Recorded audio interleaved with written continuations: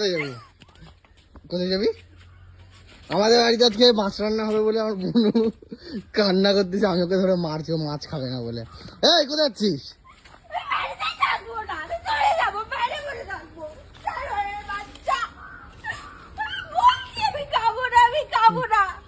মাছ খাবে না বলে এরকম গন্ডগোল, মাছের জন্য দিদি আমি আজকে মার। তুই কি খাবি? তুই সোয়াবিন? মাছের জন্য এরকম কান্না, মাছ হয়েছে বলে বাড়িতে কান্নাকাটি শুরু করে দিতে।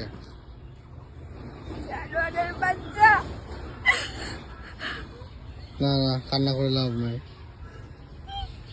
নিজে রান্না আমি নিজে করে খাবো কালকে থেকে, নাহলে খাবো না। কি হলো রে? কেন নিজে রান্না নিজে করে কেন খাবি?